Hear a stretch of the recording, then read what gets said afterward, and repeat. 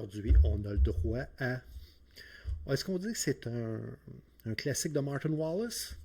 Peut-être bien, c'est pas Brass, c'est pas Steam, mais quand même, Hit the Road, on le voit souvent passer, mais parce que c'est une vieille production, parce que c'est peut-être pas à la hauteur de ce que les gens pourraient s'attendre de Martin Wallace. Moi, j'ai été, si tu as vu le vidéo de déballage, tu sais que je me suis embarqué là-dedans, surtout parce que j'étais intéressé par l'espèce d'univers créé pour ce jeu-là. Qu'est-ce qu'on a ici? Pendant un zombie apocalypse, c'est un jeune qui s'appelle Martin, qui s'est créé un jeu parce que les enfants étant les enfants, même dans un zombie apocalypse, ils veulent s'amuser. Donc, il s'est créé un jeu à partir d'une vieille boîte, d'un vieux jeu de société qui s'appelait Hit the Road, puis qui a beurré, il a ramassé des capsules de bière, il a pris un vieux paquet de cartes, puis il s'est créé un jeu. Moi, ce que je te suggère, comme d'habitude, on va aller faire un tour de jeu, on va regarder grosso modo comment ça marche. Après ça, je te donne la revue morceau par morceau, puis je te donne mon feel sur comment j'ai trouvé ça. Donc, on s'en va de l'autre bord. Une partie de Hit the Road se joue à environ 8 rounds ou jusqu'à ce que un ou tous les joueurs soient morts.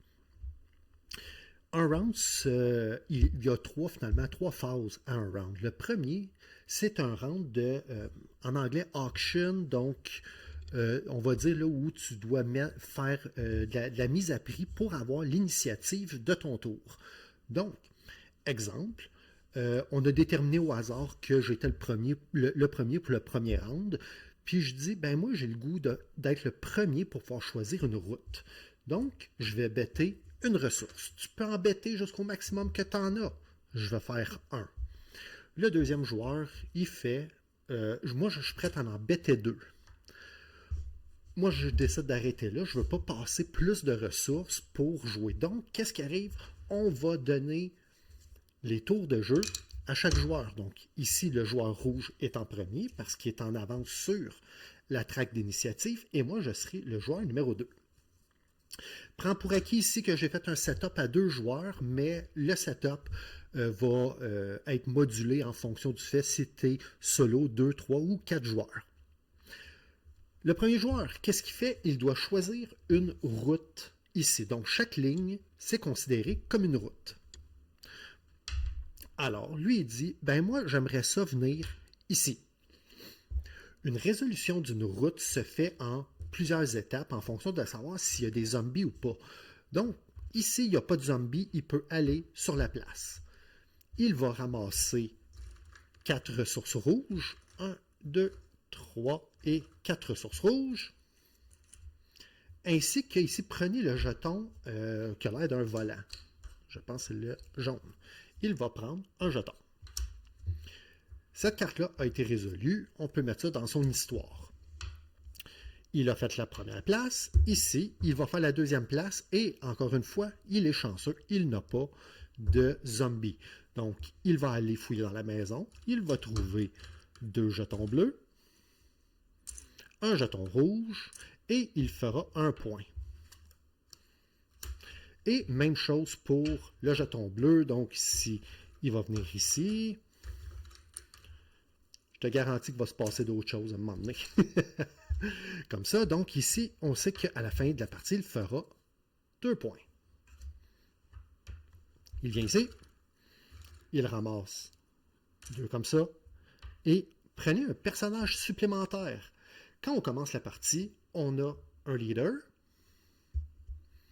et 4 personnages avec nous, 4 survivants. On pourrait voir ça à la limite comme étant les membres de la famille. Et là, on recrute. Il y a quelqu'un d'autre qui se rajoute à notre équipe ou équipage. Et la ligne ici, elle est défaussée.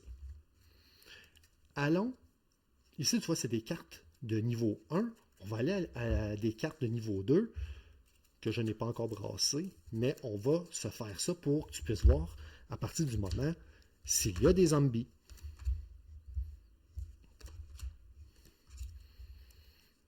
Mine de rien, là, tu as déjà vu un round de jeu. Donc, on a fini. On retourne ici. Donc, mettons que lui il décide, moi là je suis le premier et tout de suite là, je suis prêt à aller à 2. Puis moi je te fais no way. Moi je bête 3. Boum! On inverse le rôle en fonction de l'ordre d'initiative et le joueur bleu est devenu le premier joueur. Toujours, comment fonctionnent les cartes? Toujours, j'appelle ça en U. Quand tu embarques sur la carte, tu ramasses les ressources qui sont là. S'il y a quelque chose qui est écrit en bas, comme tantôt j'ai ramassé un personnage, comme il est écrit, je l'espère que tu vas pouvoir le voir ici. Et des fois, il pourra s'agir de prendre un jeton. On va continuer comme ça. Donc, le bleu décide d'aller là. Ici, tu vois, il y a une clé. Dans le fond, ça fait une flèche avec un petit 2. Ce que ça veut dire, c'est qu'avant même de commencer, pour prendre cette route-là, tu devras payer 2 ressources de ton choix à partir de ta banque. Je viens ici, il n'y a pas de zombie, je peux aller sur la place, je gagne la ressource qui est au coin. Je fais... Ici, c'est défausser une lunette, celle-là, ou perdre 2 personnages. Je n'ai pas pu avoir donc... J'ai 2 personnages maintenant qui sont morts. Diandre. Je viens juste avant. Il y a 5 zombies. 1, 2, 3, 4 et 5 zombies. Je pourrais décider d'aller directement les affronter. Je pourrais sauter la carte parce que je ne suis peut-être pas assez fort. Pour 2 jetons de gaz, tu peux, dans le fond, là, tu pèses sur le gaz puis tu peux, boum, sauter par-dessus. Tu ne gagneras pas les ressources, tu ne gagneras pas les points, mais au moins tu n'auras pas à affronter le danger. Ce que tu peux faire aussi, c'est si tu as des jetons balles, donc des jetons bleus,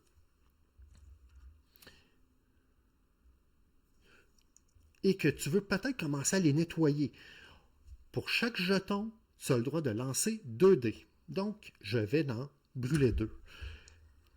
Et ici, il s'agit de dés noirs. Les dés ont plusieurs logos dessus, avec plusieurs signifiants. Il ne se passe rien. Tu en as touché un, mais si tu dépenses de l'adrénaline, tu peux en toucher un deuxième. Ici, je pense qu'on l'a dit, on a touché.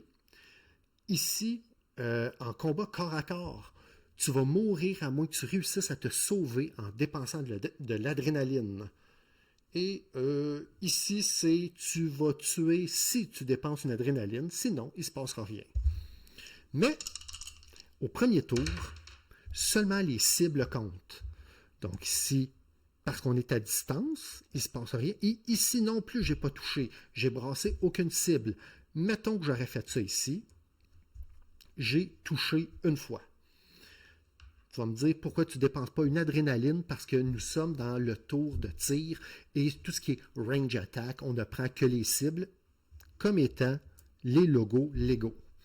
J'embarque sur le lieu, je récupère la ressource et là, il n'y a rien d'écrit en bas, donc je ne le fais pas et là, je me retrouve à me battre en corps à corps.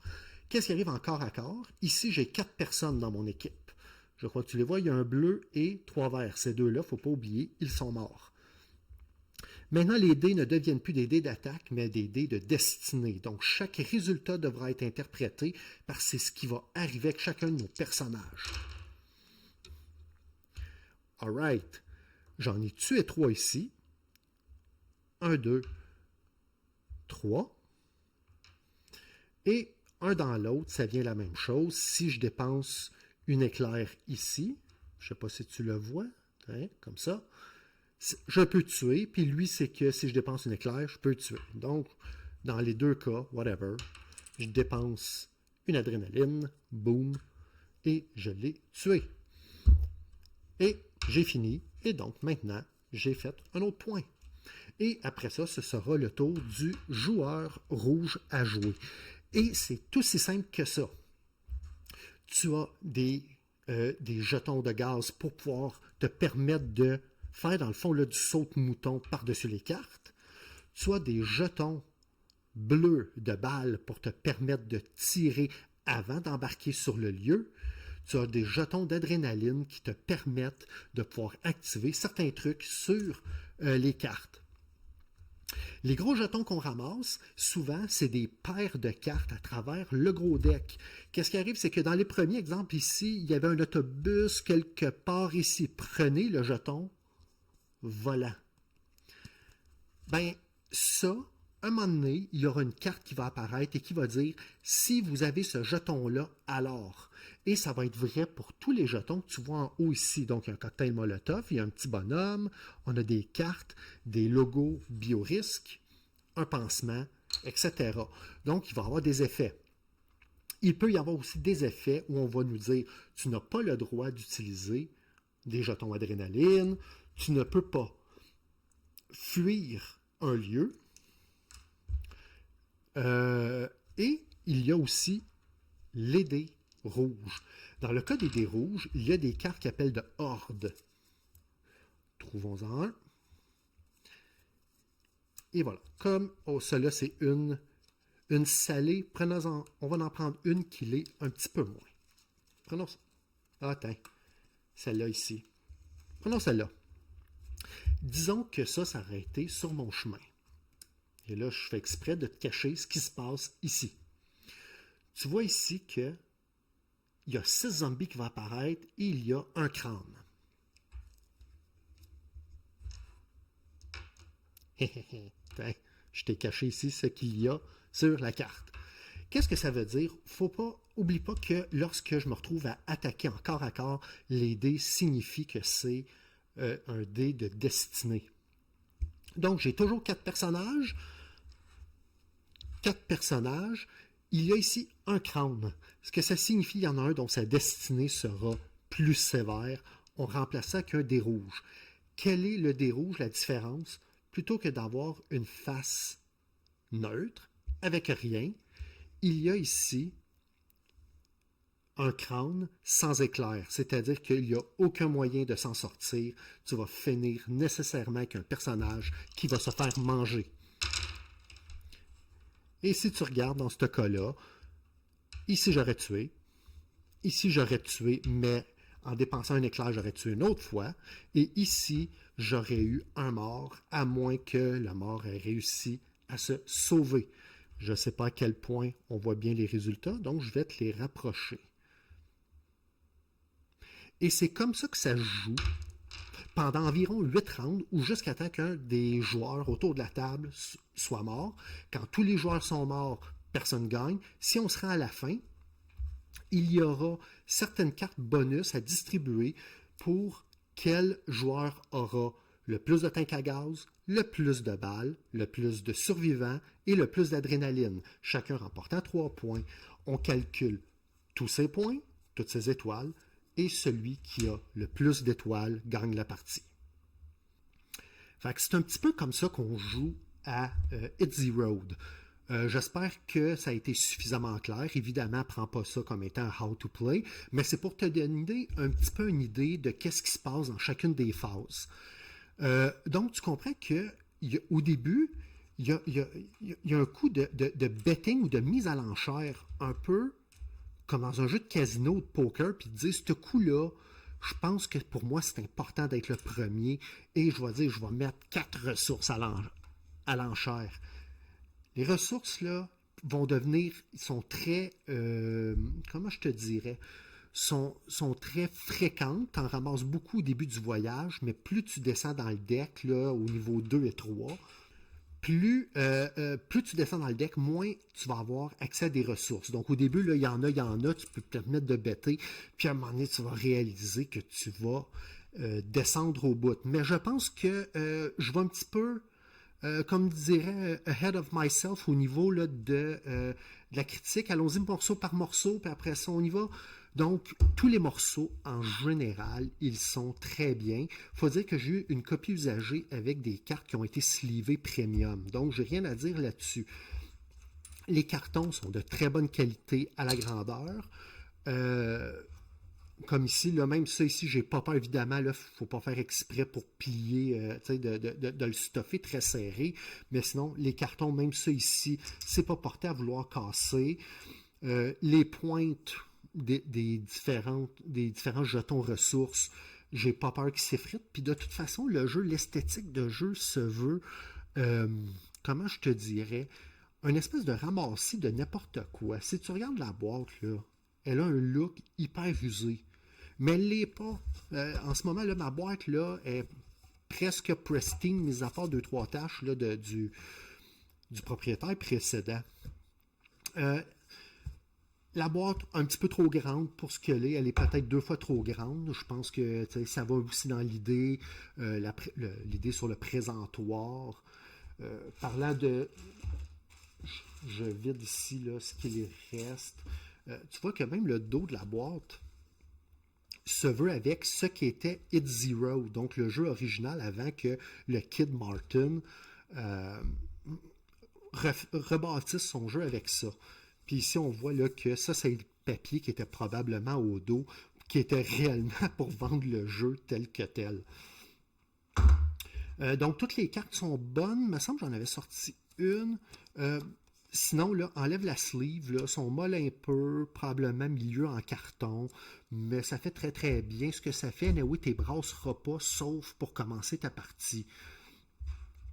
Je disais tous les cartons, donc j'aime beaucoup l'esthétique des marqueurs de position, pas à l'encan, mais un coup que c'est fait. Donc tu vois qu'ici, c'est une étampe pour des hamburgers, là, donc une carte burger. Ici, c'est un name tag quelconque. Ici, ça a l'air d'être une carte d'assurance maladie. Puis ici, une vieille carte de crédit. Ça change rien, mais tu sais, c'est chouette dans l'esprit du jeu. Les cartes, ils ont des dos différents. Donc, les decks 1, ça a l'air d'être des cartes. Ils disent diner. C'est des cartes d'affaires, peu importe. Le 3, ça se trouve à être un jeu de cartes qui est fortement usé. Le deck 2, Space Cowboy Motel, donc probablement un deck de jeu de cartes, mais qui a été pris dans un motel. Quelques autres cartes bonus ici. Donc, on voit Dixit. Ça, comme je te dis, je crois que c'était Through the Ages, je crois. Ici, Dixit aussi, c'est un des jeux là, de la famille Space Cowboy. Donc, tout ça ici, ça fait très bien. Puis, ce qui est bien, le dos, aussi crade peut-il être, mais le devant, l'art est vraiment clean. Il n'y a rien à dire. Sauf pour certaines cartes qu'on doit retirer si on joue à moins de 4. Ici, là, tu vois, il y a un coin déchiré pour nous montrer une carte à jouer. Et ça, c'est le logo, mais ça, évidemment, ça se veut dans l'esthétique du jeu. Puis ça change absolument rien aux fonctionnalités. On a parlé des cartons. Donc ici, là, bon, tu vois que c'est un bout de carton, là, comme s'il y avait eu du liquid paper. Là, donc, ça fait juste très bien ce que ça a à faire. On continue avec les cartons. Là, les différentes pastilles ici. J'ai cru comprendre là, ou lire sur un forum que ça, c'était peut-être les pastilles de Splendor pour les différents diamants. Peu importe, encore là, bon carton épais, évidemment l'iconographie très très très claire. Puis comme je dis souvent, ça fait très bien ce que ça a à faire. On a parlé des cartons, on a parlé des dés. Les marqueurs pour aller à l'encan, je suis content que ce soit des gros marqueurs de bois et pas seulement des petits morceaux de bois là, qu'on met à plat. Un, tu sais comment que j'aime le bois, et deux, ça se manipule très très très bien. Ce qui est important parce qu'on le prend beaucoup pour là, puis après ça, pour se promener sur les différentes cartes. Mine de rien, c'est probablement le morceau avec lequel tu vas le plus interagir avec ton interaction va être la plus élevée avec cette pièce-là. Ils ont bien fait de le faire aussi gros. Ensuite, les meeples. Encore le meeple de bois, très gros, très stable.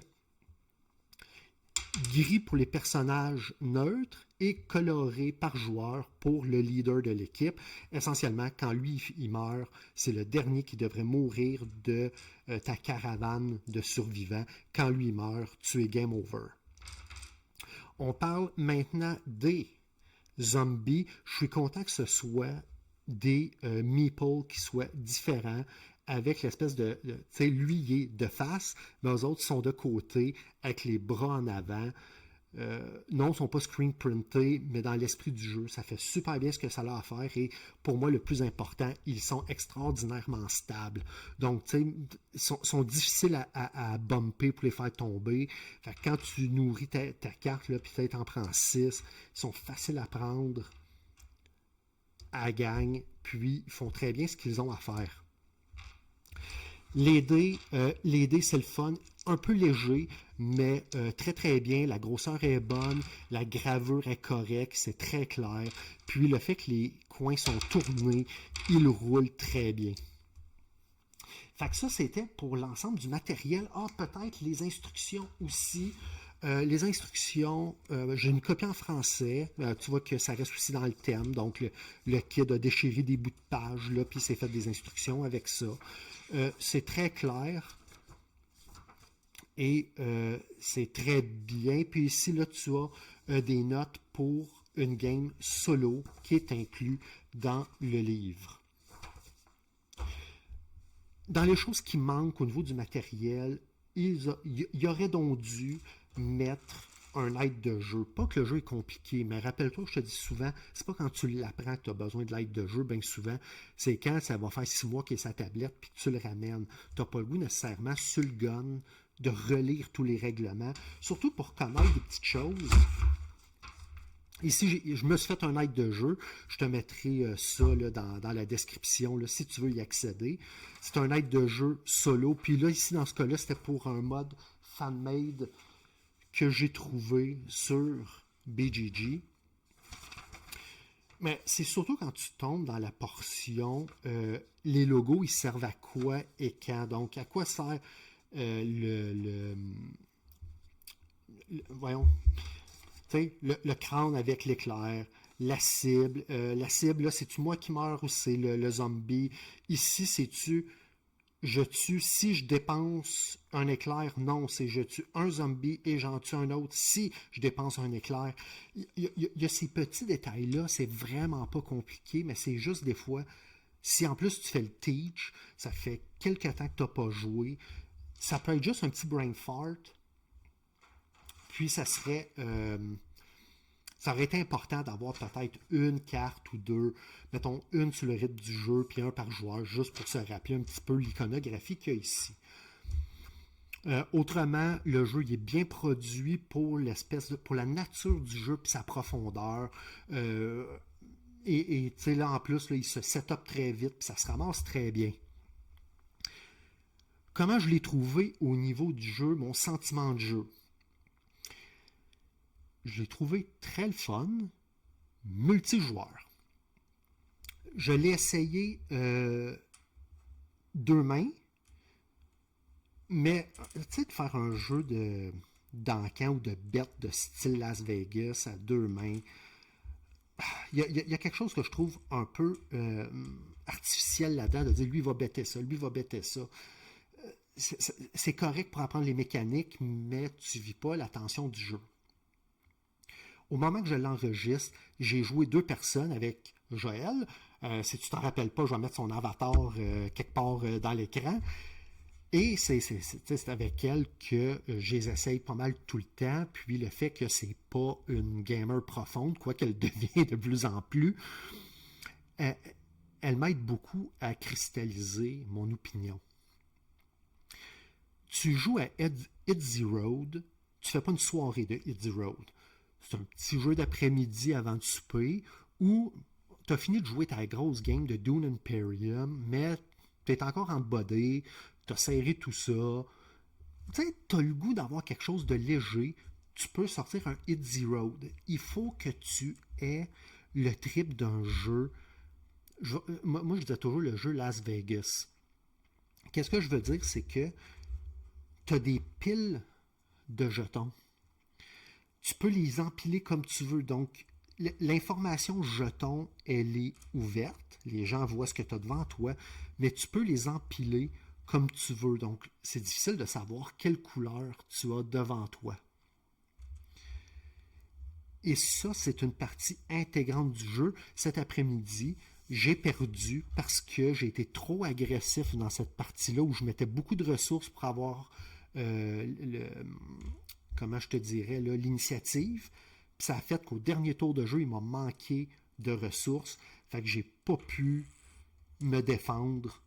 Puis je me suis fait tuer. Donc, puis Joël a été capable de survivre. Donc, même avant même de calculer les points, je suis mort. Donc, elle a gagné de facto. Mais si on se serait rendu à la fin, il aurait fallu faire le décompte des points de vie. Ensuite, c'est un jeu de lancement de dés. Il faut que tu choisis ta route, tu calcules un peu là, tes risk-reward, mais il n'y a pas autant de stratégie. C'est bien plus un jeu style. On va te faire ça dans l'autre caméra. Oh, ouais, on va l'avoir, puis là tu roules tes affaires, tu prends ta Dice Tower au bout de la marge, là tu pitches ça, là tu te mets la boîte ici, là, puis tu pitches ça contre la boîte, puis alright, tu dis, oh fuck, je suis mort.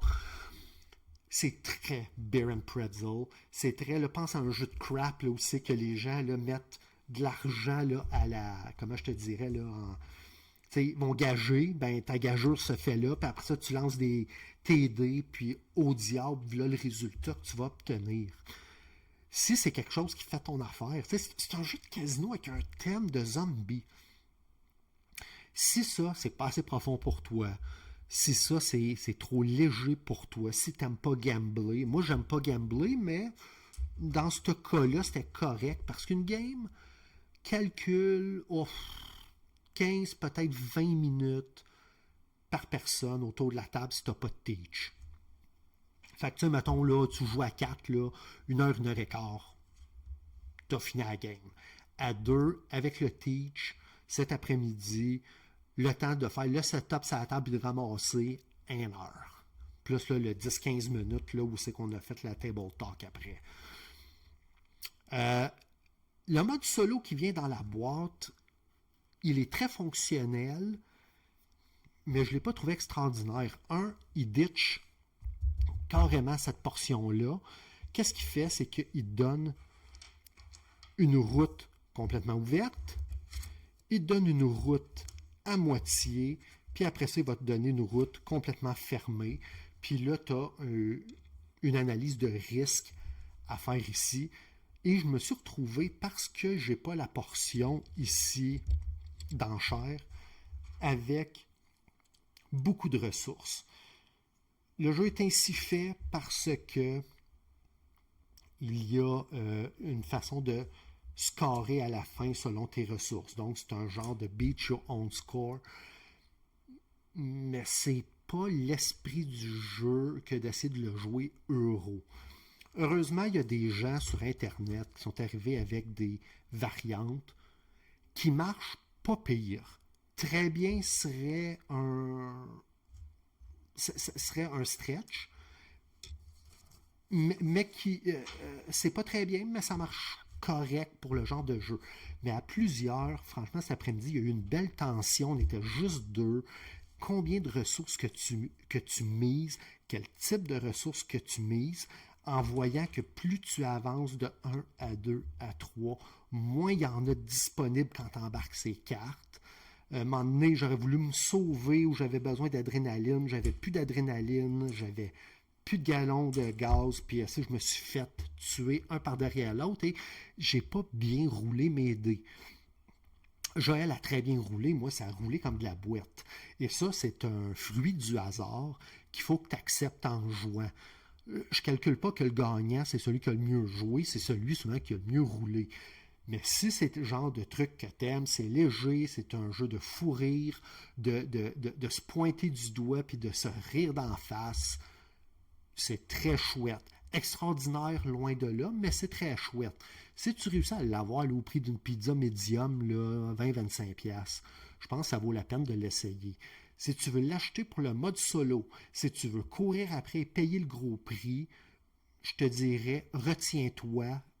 Bien que le matériel là, il est très qualitatif, je ne suis pas sûr que ça vaut la peine à ce point-là. Moi, je vais le garder parce que j'ai eu du fun puis j'ai le goût de l'essayer avec LD, avec Marie, avec Martin, puis de se mettre autour de la table puis de l'essayer à 3-4 joueurs, voir cette tension-là qui va qui va grimper à plusieurs, puis en essayant de bêter, puis de changer l'ordre d'initiative des joueurs autour de la table, je pense que ça peut... J'ai le sentiment que c'est un jeu qui, plus que tu es autour de la table, plus il est le fun. Solo, c'était bof. À 2, c'était ouais. Puis j'ai l'impression qu'à 3, ça doit être alright, on est à bonne place. Fait que c'était ça, Easy Road. Pas compliqué, jeu léger, jeu d'enchères, jeu de chance et jeu de dés. Ça a été très bien. Moi, je le garde jusqu'à ce que j'aille besoin de faire de la place dans l'armoire. Et rendu là, pas de cachette. Probablement qu'un coup, moi, l'avoir essayé une dizaine de fois avec des amis, je vais sûrement avoir fait le tour. L'as-tu essayé? Écris-moi ça en commentaire. Est-ce que c'est quelque chose qui t'intéresse? Est-ce qu'il y a un point que j'ai oublié de mentionner qui te semble important puis tu aimerais que je clarifie en commentaire? Écris-moi ça en bas. Moi, ça conclut la revue de Easy Road et nous, on se voit très bientôt, encore une fois, à table.